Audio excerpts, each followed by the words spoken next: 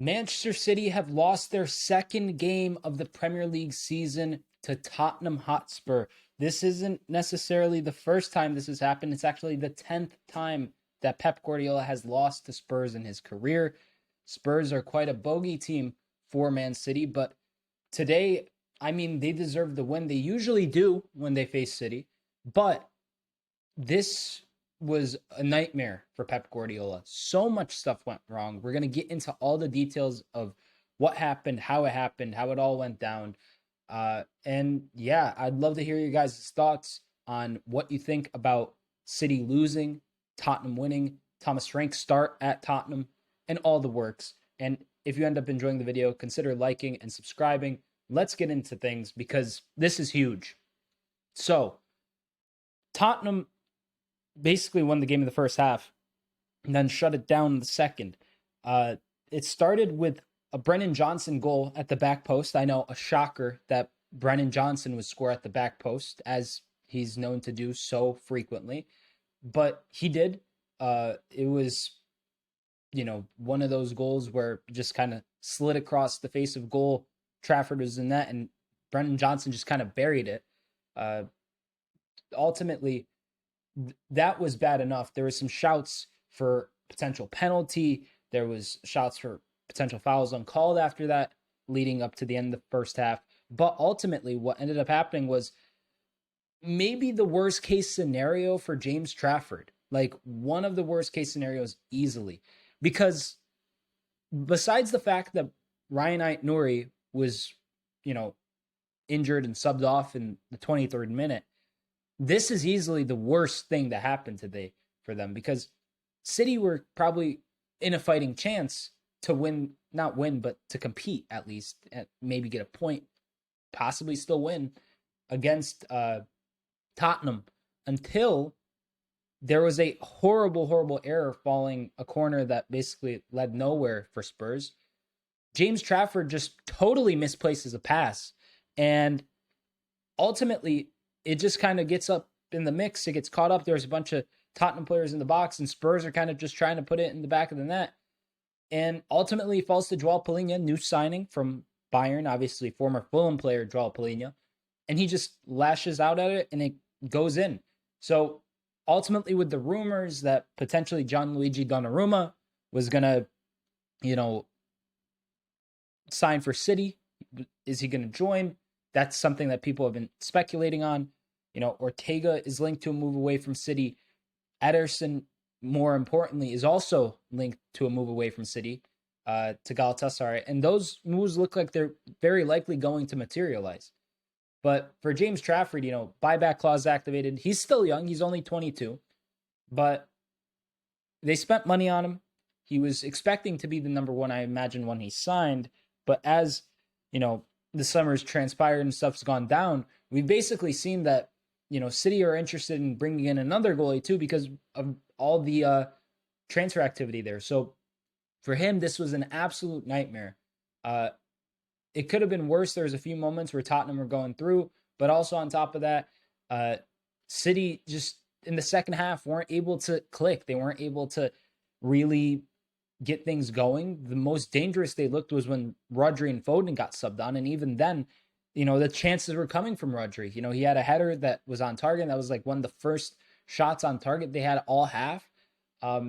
This is honestly, if I was a City fan, usually you don't read into losses early on in the season, but with the fact that you've already got Joško Gvardiol out injured still, Savinho probably going to leave. Are they going to bring in Rodrigo to replace him? Who knows? Transfer window still open, but ultimately, City, they've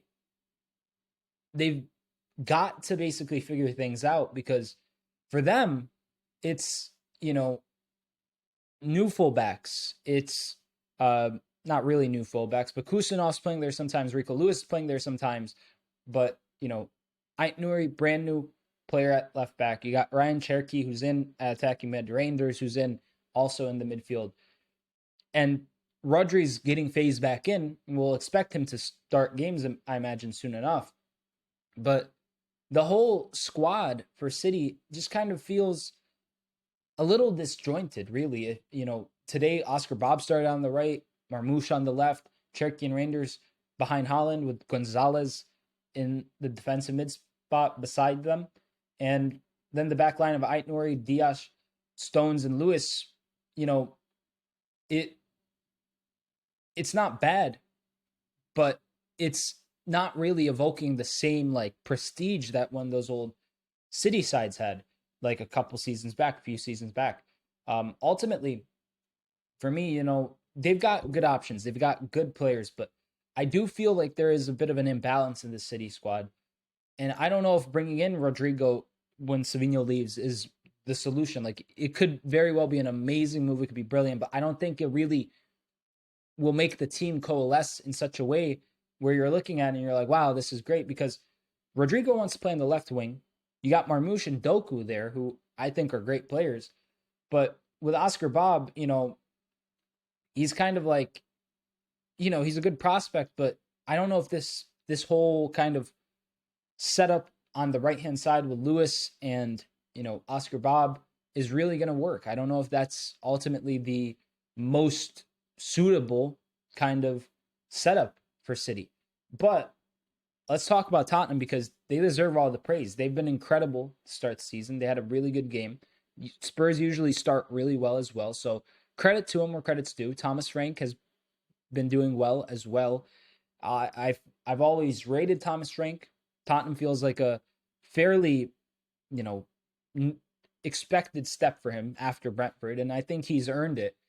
And he's really earning his keep now, because you're looking at it with a squad that ultimately, besides the starting 11, besides Kudus, is basically Ange Postecoglou's side from last year.